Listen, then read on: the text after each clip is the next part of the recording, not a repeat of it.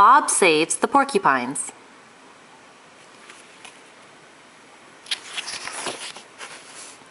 One day, Spud and Travis were playing in the fields when Travis spotted something interesting. "Hey, Spud," Travis called. "Look what I found, a family of upside-down hairbrushes." "They're not hairbrushes, they're porcupines," said Spud, laughing. Meanwhile, back at Farmer Pickle's house, Bob and the team were fixing a road. Muck was backing up noisily. "Left a bit! Right a bit!" yelled Bob. With a loud squeak, Muck stopped and poured gravel onto the road. "Great job!" shouted Bob. "Now, Scoop, I need you to spread the gravel evenly to give the road a nice new surface."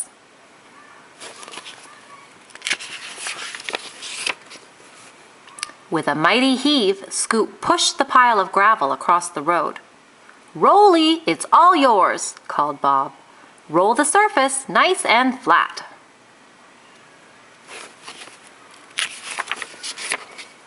Rolly was just about to roll over the stones when suddenly Bob spotted the porcupines. "Rolly, look out!" Bob shouted. "There are porcupines on the road!" Rolly screeched to a halt. "Porcupines where?" Rolly asked. "Right under your nose!" cried Scoop.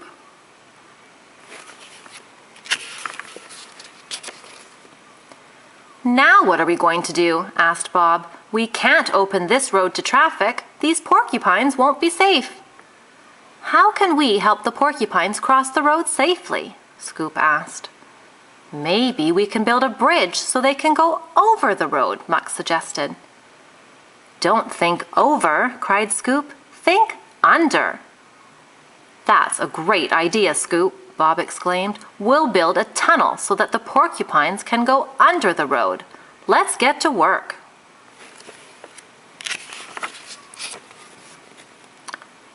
"What are the porcupines going to do while we work?" asked Muck. "Good point," said Bob. "Take them to the yard for now, Muck, and when you come back, bring some pipes with you, please." Back at the office, Wendy's phone rang. "Bob's building yard," she answered. "Hello, Wendy," said Bob. "I'm just calling to tell you that Muck's coming over to the yard with a family of porcupines." "Okay, Bob," said Wendy. Muck chugged along the road, Scoop raised high so that the porcupines could have a good look around.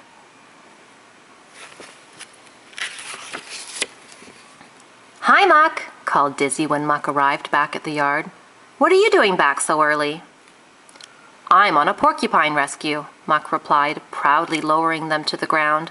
"Ah!" cried Lofty. "Mice with spikes!" He was scared.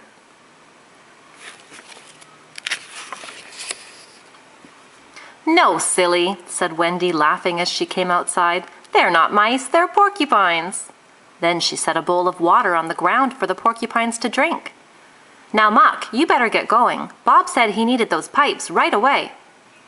Back at the road, Bob was deciding where to put the tunnel. "You can start digging where my tape measure ends," he told Scoop. "How are we going to get the porcupines back here?" asked Rolly. "I spoke to Wendy," Bob replied, smiling. "She's got a plan."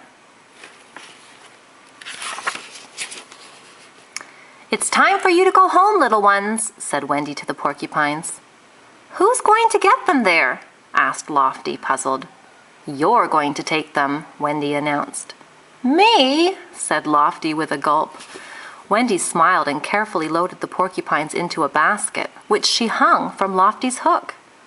Lofty rode slowly through the town with the basket. After a little while, he was so happy to be helping that he forgot to be scared of the porcupines at all.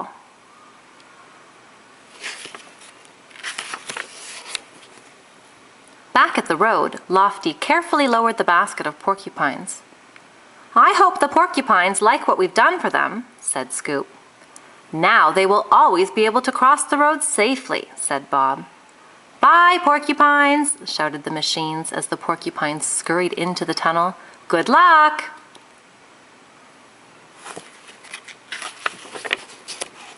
"Look at that," said Bob.